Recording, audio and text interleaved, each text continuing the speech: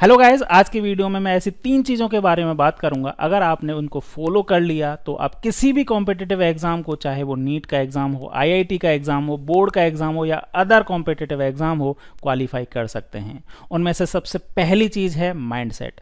अगर आपका माइंडसेट किसी भी कॉम्पिटिटिव एग्जाम के लिए पॉजिटिव है तो आप उसको क्वालिफाई कर सकते हैं। अगर आप चाहते हैं कि नीट 2020 आप क्वालिफाई करें और इस बार ही करें और आपने इसको माइंडसेट में अपने में बिठा लिया है तो आप क्वालिफाई कर लेंगे। वो कहते हैं ना कि बड़ी से बड़ी इमारत सबसे पहले किसी न किसी के माइंड में बनती है, उसके बाद में हकीकत में बनती है। अगर आप अपनी सक्सेस की बड़ी इमारत बनाना चाहते हैं तो अब सबसे पहले उसको अपने माइंड में बनाना होगा, अपना माइंड सेट पॉजिटिव बनाना होगा, आपको अपना माइंड सेट चेंज करना होगा।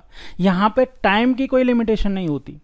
किसी के लिए 2 साल भी कम पड़ जाते हैं और कई स्टूडेंट्स सिर्फ 2 से 3 महीने की अच्छी मेहनत में क्वालिफाई कर जाते हैं नीट के एग्ज़ाम को। तो ये सारा का सारा डिपेंड करता है आपके माइंडसेट के ऊपर। आपके माइंडसेट में अपने आप को विश्वास दिलाओ कि आप क्वालिफाई कर सकते हैं और अगले 2 पॉइंट को अगर आपने फॉलो किया तो ये 100% मुमकिन है, जिसमें से नेक्स्ट पॉइंट है डिसिप्लिन। वो कहते हैं ना कि रक्षा और शिक्षा, इनमें डिसिप्लिन के बिना कुछ नहीं हो सकता। जैसे शिक्षा में डिसिप्लिन चाहिए वैसे ही रक्षा में भी डिसिप्लिन चाहिए। रक्षा में आप देखते हैं आर्मी मैन जो होते हैं वो कितने डिसिप्लिन होते हैं, इसीलिए वो रक्षा कर पाते हैं हम लोगों की। वैसे ही शिक्षा में भी डिसिप्लिन चाहिए। बिना डिसिप्लिन के आप शिक्षा पा ही नहीं सकते। डिसिप्लिन किस तरह का होगा? डिसिप्लिन आपके हर चीज़ का डिसिप्लिन होगा। सुबह जगने से लेके, पढ़ने से लेके, एंटरटेनमेंट से लेके, स्पोर्ट्स से लेके, आपकी फिजिकल एक्सरसाइज से लेके, हेल्थ से लेके, आपकी ईटिंग हैबिट से लेके, इन सभी में आपको एक डिसिप्लिन लाना ही होगा। डिसिप्लिन का मतलब ये नहीं है कि आप हमेशा ही पढ़ते रहें, पूरे टाइम पढ़ते रहें। ये डिसिप्लिन का बिल्कुल मतलब नहीं है।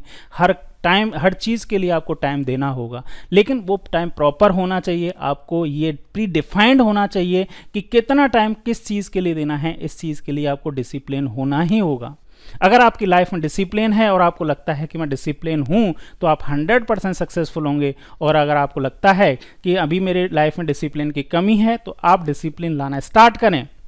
ये ज़्यादा दिन का काम नहीं है। अगर आप 1 वीक के लिए सबसे पहले टारगेट बनाएं कि 1 वीक मैं जो सोचूंगा, जैसे जैसे मैं सोचूंगा, जिस डिसिप्लिन वे में मुझे स्टडी करना है, जिस डिसिप्लिन वे में मुझे अपना रूटीन फिक्स करना है, उस डिसिप्लिन वे में मुझे उसको फॉलो भी करना है। अगर आप डिसिप्लिन हो पाए तो आपका सिलेक्शन इस बार 100% होगा। इसके बाद नेक्स्ट चीज़ है कंसिस्टेंसी। अब आपने एक बार डिसिप्लिन बना लिया, माइंडसेट भी बना लिया, लेकिन वो 1 दिन, 2 दिन, 3 दिन रहा, इसमें कंसिस्टेंसी नहीं रही, तब भी कुछ नहीं हो सकता।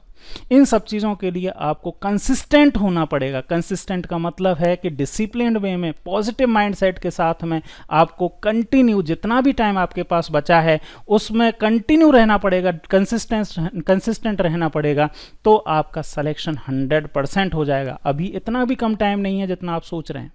हर किसी को इस टाइम पे ऐसा ही लगता है कि मेरे पास टाइम कम बचा है, और अगर आप अगली बार भी तैयारी करेंगे तो अगली बार इस टाइम पे ये ही सोचेंगे कि अभी भी मेरी तैयारी पूरी नहीं हुई है। तो जितना भी टाइम बचा है उसमें कंसिस्टेंट रहें, डिसिप्लिन्ड वे में, पॉजिटिव माइंडसेट के साथ में। अगर कंसिस्टेंट होकर आप पढ़ाई करते हैं तो आपका सिलेक्शन डैम श्योर होगा ही होगा। इसके अलावा अगर आपको किसी भी तरह की और परेशानी आती है, किसी तरह के और क्वेश्चंस आते हैं, किसी तरह की और समस्या से आपको सामना करना पड़ रहा है, तो आप कमेंट में मुझे लिखिए, कमेंट में बताइए कि मुझे ये समस्या का सामना करना पड़ रहा है। मैं उसके ऊपर एक डिटेल्ड वीडियो आपको बना के दूंगा। और आपके जब तक आपका सिलेक्शन नहीं हो जाता तब तक मैं आपके साथ हूँ। आपके लिए जितनी भी चीज़ें मैं कर सकता हूँ आप मुझे कमेंट में बताइए, मैं वो सारी चीज़ें आपके लिए करूँगा। Thank you.